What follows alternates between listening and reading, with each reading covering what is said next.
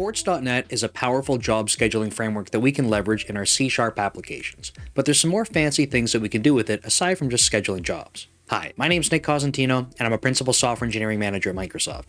In previous videos, which I'll link above if you haven't watched them yet, I described how we can go create and schedule jobs in Quartz .NET, pass information around, and all sorts of cool stuff like that. In this video, we're going to look at extending some other things. In this particular case, it's going to be listeners inside of Quartz .NET. If that sounds interesting, remember to subscribe to the channel and check out that pinned comment for my courses on Dome Train. Now, let's go jump over to Visual Studio and check out some different listeners. So the application that I have on the screen right now inside of Visual Studio is a very basic ASP.NET Core app. If you haven't watched the other video, like I said, please go check that out because I walk through how we can go set up Quartz jobs with triggers. So you can see that from line 42 to 58 on my screen right now.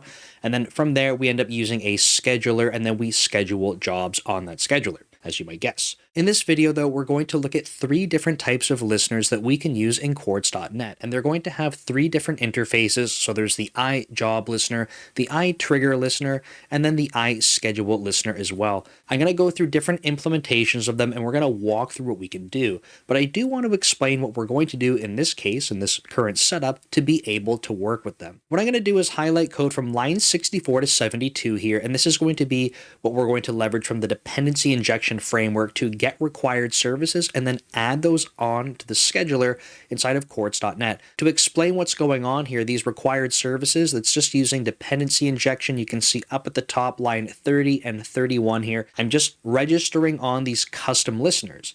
And that means when we go back down to this code, we can pull them off and add them onto the scheduler itself. So there's a listener manager that we're going to be leveraging in order to do that. You might be saying, well, what the heck do these things do? And that's a great question. So I'm going to go jump to their implementations, and they're pretty simple. So if I scroll down a little bit lower here, we can see the custom job listener. So that's going to be this code on the screen right now.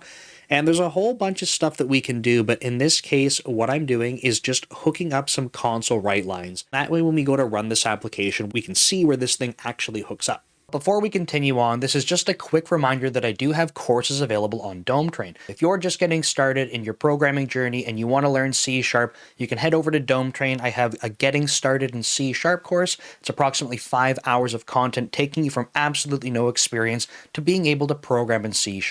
And after that, I have my Deep Dive course, which will take you to the next level with another 6 hours of content so that you can start building basic applications. Head over to Dome Train and check it out. Let's head back to the video.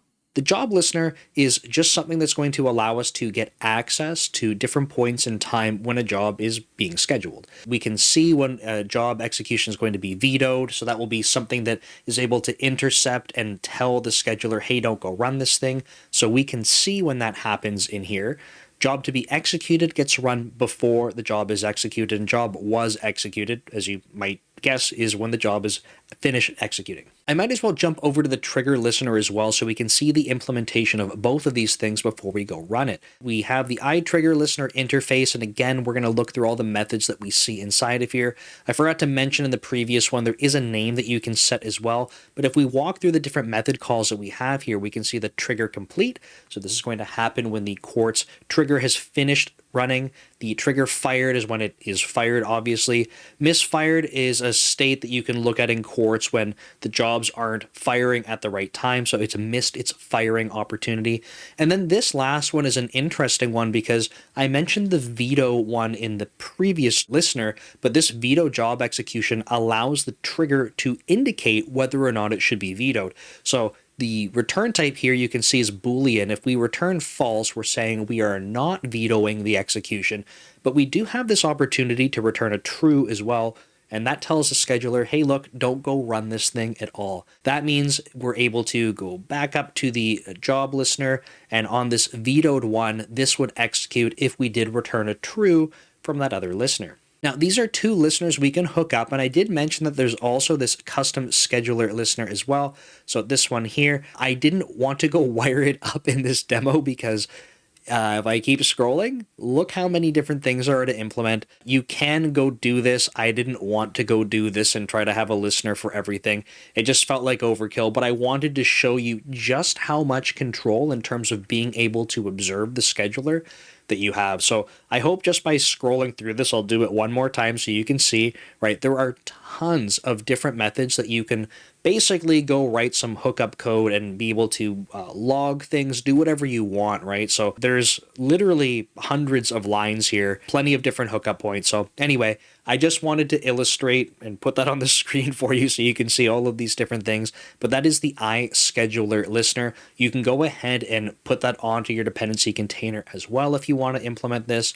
And if that's the case, you would do this similar type of thing. If I scroll all the way back up here, you'd want to go add that onto your listener manager. Like I said, I'm not doing that. We're only going to go look at these two listeners. But I think at this point in time, we can safely go run this, and then we can go look for our console write lines. So let's go ahead and press play and see what's up.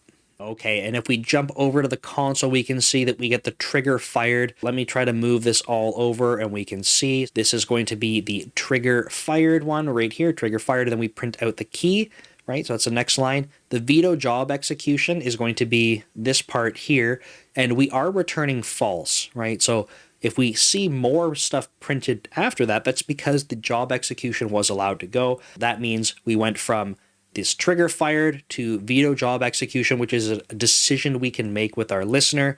I'm going to scroll back up now because we go to the job one. So this is job to be executed. That means on line 325 down to 332, that code is now getting executed.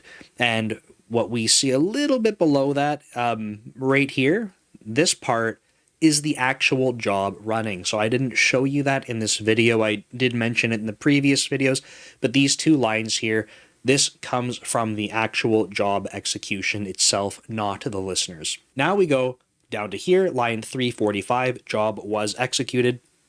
That's right here. We also put the job key, so that's why you see that second line. And then finally, we go all the way down to here, line 360 to 369, and that's going to be the trigger complete.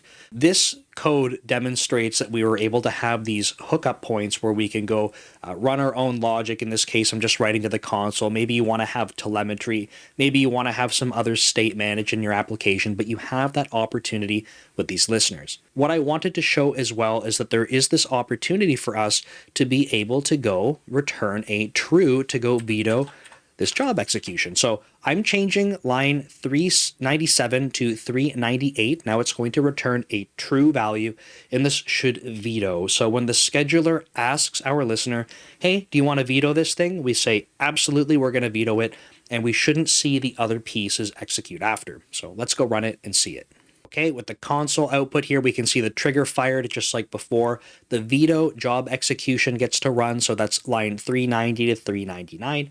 So as we expected, we return true, and that means the job execution vetoed method, that's all the way back up here, we can see that this now gets run because this was vetoed. So once that's vetoed, we don't see anything else from the trigger, we don't see anything else from the job, and you can see that we didn't go run the job's body where it was writing out to the console. So it truly did veto the job's execution. So leveraging these listeners, like I've said a few times now, you have all of these opportunities to have all of these hookup points, run your own logic, or have better observability.